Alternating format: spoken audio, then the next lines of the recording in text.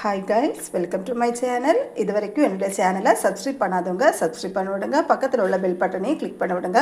இன்றைக்கி நாம் ரொம்ப ஈஸியான முறையில் நல்ல டேஸ்டான சுவையில் சிக்கன் பிரியாணி தாங்க காமிச்சு தர போகிறேங்க. பாஸ்மதி அரிசி வச்சு நான் சிக்கன் பிரியாணி எப்படி செய்யணும்னு காமிச்சு தரேங்க. இந்த அரிசியை நல்லா தண்ணியில் போட்டு வாஷ் பண்ணி எடுத்துக்கோங்க. ஒரு 2-3 டைம்ஸ் நல்லா வாஷ் பண்ணி எடுங்க. நம்ம எவ்வளோ தூரத்துக்கு அந்த அரிசியை வாஷ் பண்ணி எடுக்கிறோமோ அவ்வளோ தூரத்துக்கு அந்த அரிசி உதிரியாக தனித்தனியாக அழகாக வருங்க. வாஷ் பண்ணியாச்சுங்க. இப்போ இந்த அரிசியை தண்ணியில் நான் ஊற வச்சுருக்கேங்க. ஒரு 15 நிமிஷம் ஊறட்டுங்க. அதுக்கப்புறமா நாம் சமைக்க எடுக்கலாங்க. இப்போ நான் ஒரு குக்கரில் வதக்க போகிறேங்க.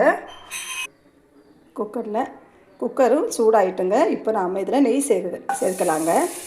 2 ஸ்பூன் அளவுக்கு நெய் சேர்த்துருக்கேங்க.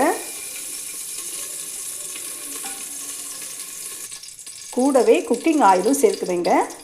இது 1 ஸ்பூன் அளவுக்கு சேர்த்துக்கோங்க. ஏன்னா நல்ல வாசனை வருங்க, அதுக்காக தான் நான் நெய்க்கு கூட குக்கிங் ஆயிலும் சேர்க்குதுங்க. இதில் கிராம்பு, பட்டை, பாசி, பிரிஞ்சி இலை எல்லாமே சேர்க்கலாங்க. சேர்த்துட்டு நல்லா வதக்கி விடுங்க. ஏலக்காய் சேர்த்துக்கோங்க. வெங்காயம் சேர்க்கலாங்க.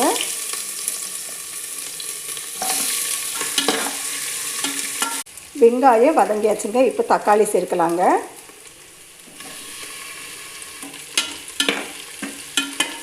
பச்சை மிளகாய் சேர்க்கலாங்க.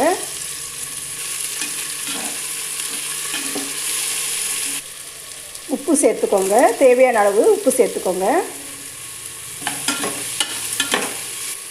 இஞ்சி பூண்டு பேஸ்ட்டு சேர்த்துக்கோங்க.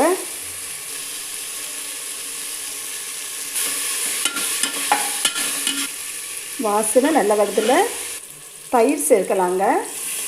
பிரியாணிக்கு தயிர் சேர்க்கும்போது ரொம்ப டேஸ்ட்டாகவும் இருக்குங்க. மசாலா சேர்க்கலாங்க. 2 ஸ்பூன் மிளகுத்தூள்,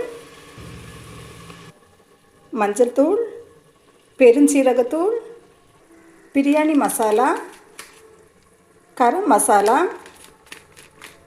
சிக்கன் மசாலா கொஞ்சமாக சேர்த்துக்கோங்க. ஏன்னா நமக்கு சிக்கன் பிரியாணி தானே சேர்த்தோங்க, அதனால் நமக்கு சிக்கன் மசாலா பொடி கொஞ்சமாக சேர்த்துக்கோங்க. வாஷ் பண்ணி வச்சுருந்ததில் அந்த சிக்கனை சேர்க்கலாங்க.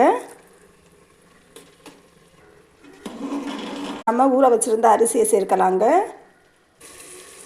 அரிசி நல்லா ஊற இருக்குங்க. தண்ணி உங்கள் குக்கருக்கு ஏற்றவாறு தண்ணீர் சேர்த்துக்கோங்க. மூடி போட்டு மூடி வைக்கலாங்க. Chicken biryani ready.